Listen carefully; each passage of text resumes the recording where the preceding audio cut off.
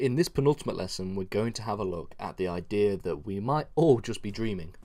That could be the answer to the problem about whether or not we're in a simulation. And fundamentally, this is where it gets a little bit more complex, more complicated, and we're going to go full circle at the end, by the end of this lesson. So really, this is just how much fun this kind of philosophy is. So specifically in this lesson, we're going to recap everything. We're going to see what the story is so far, and then we're going to just ask ourselves, are we all dreaming? Is that really just the answer to the problem?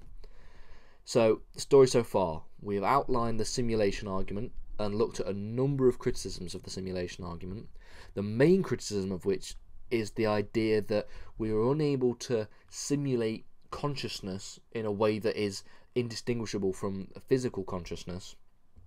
So therefore, we can't have a simulation that is indistinguishable from the real world, and therefore the simulation argument is false.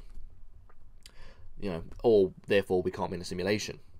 We then looked at the idea of the computational theory of mind, which is sort of describes the idea of the brain as a computer. And if we're to accept the computational theory of mind, then we can accept that simulations are able to simulate consciousness, since we can simulate a computer, and if a brain is like a computer, then we can simulate a brain and everything that comes with it, i.e. consciousness. Then we mentioned that even if we rejected the computational theory of mind and we couldn't simulate consciousness, then that doesn't stop us from thinking that we're just a conscious brain in a simulation, the idea that we're a brain in a vat. And we still haven't ruled out the idea that we're the conscious brain, but we're actually dreaming. So that brings us to the present, where we are right now, and we can ask ourselves, are we all just dreaming? Well, there are a number of things that should be said when we're looking at the philosophy of dreams. For one, we can say that a dream is a little bit like a simulation. It's sort of within our own brains, a simulation within our own brains. And there's nothing that is logically stopping us from suggesting that the whole world right now is just a dream, because dreams are indistinguishable from reality. And this is where I was going to get a nice image of Inception, the movie, but the internet is being a bit terrible, so we can't do that. I do apologise. However, this does relate very much to the film Inception, the idea of us dreaming and whether or not we are in a dream or not. There's actually an excellent lecture on the philosophy of Inception. I believe it's on YouTube, that really blows open the film itself. So I encourage you to A, watch the film because it's an excellent movie, and to B, watch that lecture. Just type in the philosophy of Inception and you should find it. So like I said, back to this, there's nothing logically stopping us from suggesting that the whole world is just a dream. And the real first philosopher to look into this idea and to explain this idea is the Chinese philosopher Zhuangzi. Okay, and he suggested that when he went to sleep, he dreamt he was a butterfly, which is very nice. And when he was a butterfly, he didn't know that he was Zhuangzi. And so therefore, when he woke up, it was unmistakably himself. But the point he was trying to make is that there didn't seem to be anything that showed him he was in a dream. There was nothing that you could delineate between dreaming and reality. And I'm sure everybody has had a very realistic dream in the past, where once you're in the dream, you don't know any different. You think you're in reality. And Descartes also suggested, and this is a quote from Descartes himself, there are no certain indications by which we may clearly distinguish wakefulness from sleep.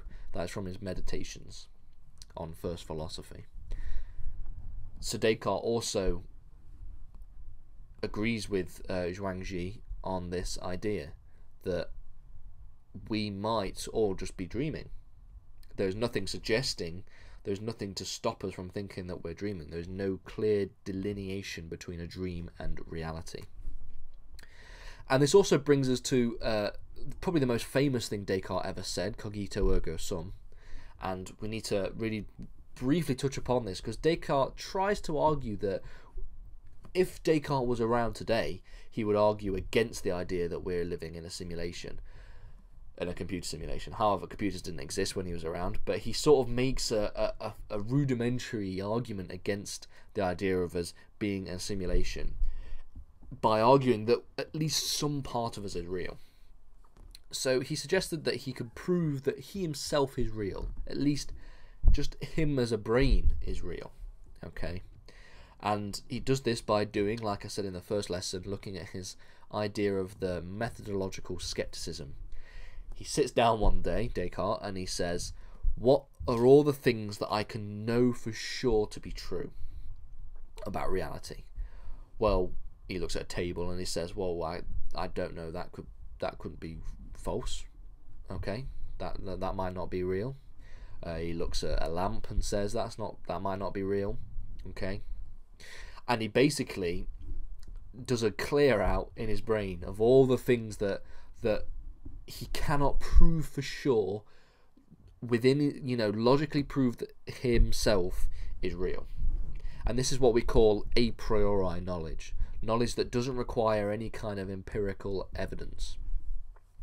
So, for example, today we would say that I could argue that a triangle has three sides. That is knowledge that I have received a priori, because the definition of a triangle is a shape with three sides. So therefore, for me to prove that all triangles have three sides, I don't have to go out and look at every single triangle that's ever existed and, empirically validate that suggestion.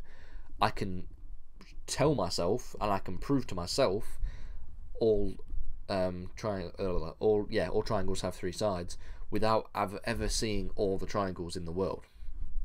That's what a priori knowledge is. And Descartes tried to work out what he can prove is real using this kind of a priori knowledge, like what can logically be proven to be real without having to rely on empirical data, without relying on your senses, because your senses could be fooled. And he looked at the idea that, well, in order for me to be making these thoughts, there must be something that is thinking. Okay? So there must be something that is physical that is a thinking thing. Because if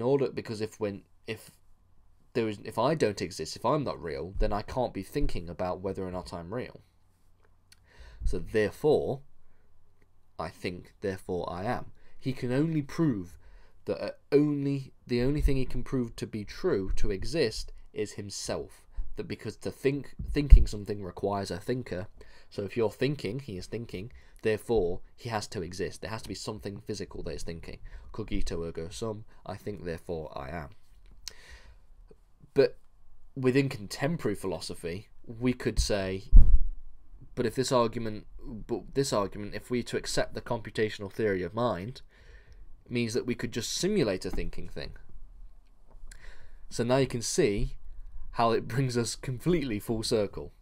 Okay, so Descartes says that the only thing that he can prove physical with beyond empirical evidence, prove to be physically true, is that he himself, a thinking being, exists. However, some critics would say that if a thinking being works in a similar way to a computer, we could have just simulated you as a computer. So therefore, you could also not be real. And this brings us full circle, because then we can reject the computational theory of mind argument, but then say, well, we still could argue that we're a brain in a vat, or we could still argue that we're dreaming. And then talk about what Descartes thought about dreaming. So now this is really a very circular loop that we've brought around the philosophy, and this really does beg the question, can we ever know if we're in a simulation? And that's what we're going to look at in the next lesson. As a summary, there is nothing stopping us from suggesting that we're dreaming. If we're to accept Descartes' theory, cogito ergo sum, I think therefore I am, this can be undermined by the computational theory of mind, because the thinking brain can just be a part of the simulation. So really this is a sort of a loop that will always go down. There's always going to be something that is stopping us from coming to a conclusion. So that's why in the last lesson we're going to look at, if we can ever know, how do we know we're living in a simulated reality?